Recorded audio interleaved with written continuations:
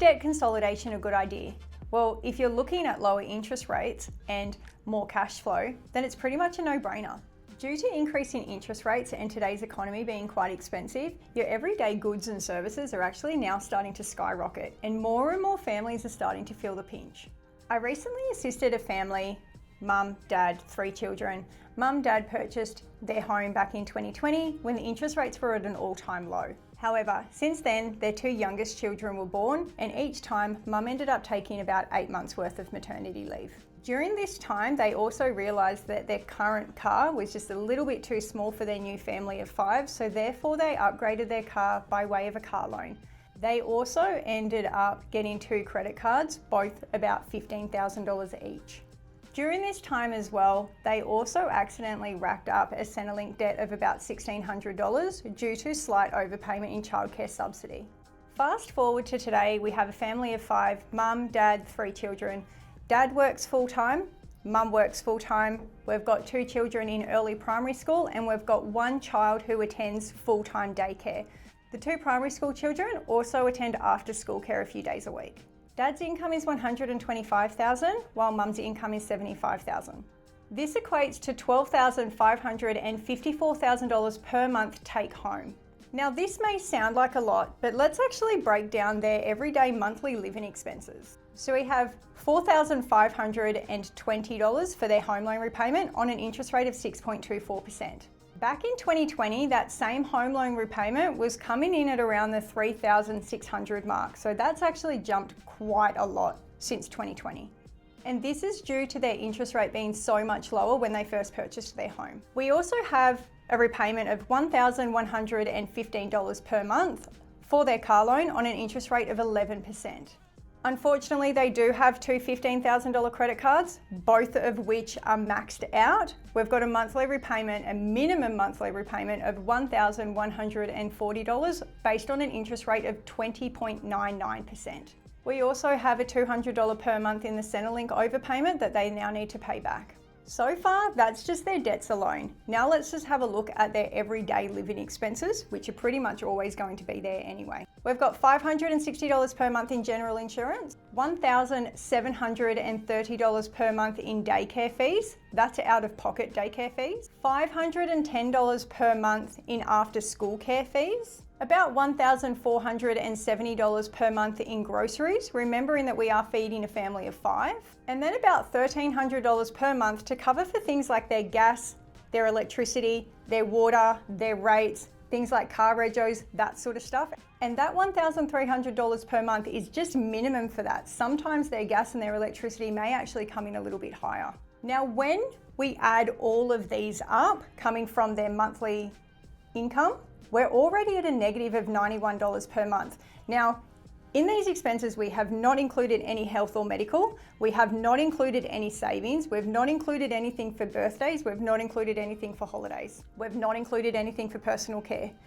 And we are already at minus $91 per month. Now, this family, they were struggling. And although they felt some embarrassment in regards to the position that they were in, they were still able to come forward. And at the end of the day, that's probably the best thing that they could have done. Now, when we look at their overall household income, without those additional debts, this family was actually able to increase their home loan by $80,000, which was more than enough to be able to pay off the Centrelink debt, the car loan, and the credit cards. Keeping in mind that the credit cards were $15,000 each, the car loan was $36,000, and the Centrelink debt was $1,600.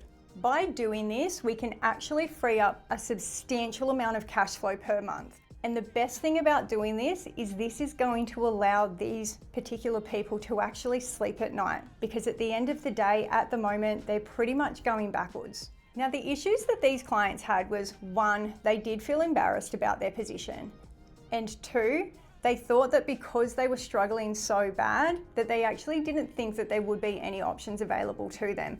However, just that quick first initial chat, we opened up many different options that they could actually look to explore. With these people, they actually thought that if they left it a few more months, then they'll pretty much have no option but to sell their house. But keeping in mind, if they sell their house, they still need to find somewhere to live. So if you're then selling your home, we've got a family of 4 here, we're probably still looking at rent of about $850 to $900 per week anyway. Yes, it is a little bit cheaper than their mortgage. However, it's not going to fix the big issue that we have here. The big issue that we actually have here is the fact that they do have quite a bit of personal debt currently being paid on high interest.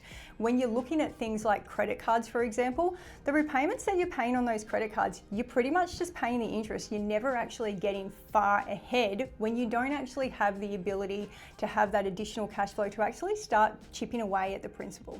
So many people believe that when money is that tight that there are just going to be no options available for them. You may also hear a lot of people say, yeah, but why would you refinance a 5-year debt over a 30-year term? It's only going to cost you more in the long run. Whereas that may be true, it's not always the total cost that we are looking at. In this case, we are actually looking at their overall cash flow. Also keeping in mind that we've just refinanced a car loan from 11% and $30,000 worth of credit card debt from an interest rate of 20.99% into a home loan with a new interest rate of 6.14%. And yes, we did put that home loan over a 30-year term, but just because a home loan is over a 30-year period, it does not mean that you are not allowed to actually pay extra on that home loan, and you actually can pay it off much sooner than the 30-year period. Once you do find your feet again, you actually do have that ability with the additional cash flow to start making extra repayments towards your home loan.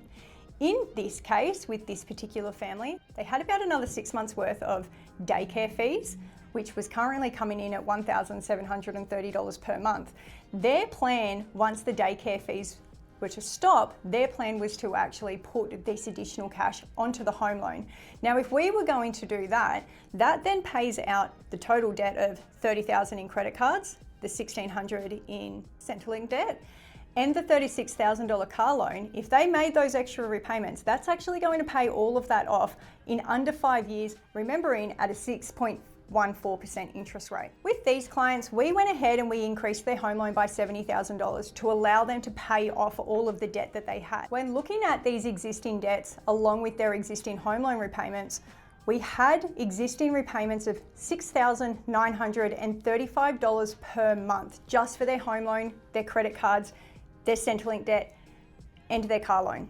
$6,935 per month. With their new increased home loan, we then had repayments of $4,959 per month. That is a massive saving of over $2,000 per month. And that's an additional $2,000 plus per month in their monthly cash flow. This has now allowed them to put money aside each month for a savings buffer.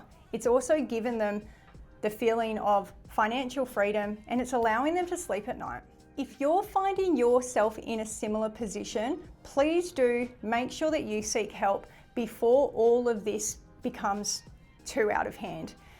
The best thing to do is to always seek help before you actually start missing repayments. If you do start to miss repayments, whereas we've still got options available for you, we don't have as many options available for you. So the sooner you seek help, the more it is that we can actually do for you. And the sooner you do it, the better you're going to feel about it. Consolidating debt isn't always a big, bad, scary choice. Sometimes it's the difference between being able to keep your home or having to actually sell your home. It's also the difference between having a buffer each month to allow you for savings and therefore less sleepless nights. So if you or anyone that you know is in a situation similar to this, please do get them to reach out because we are more than happy to help.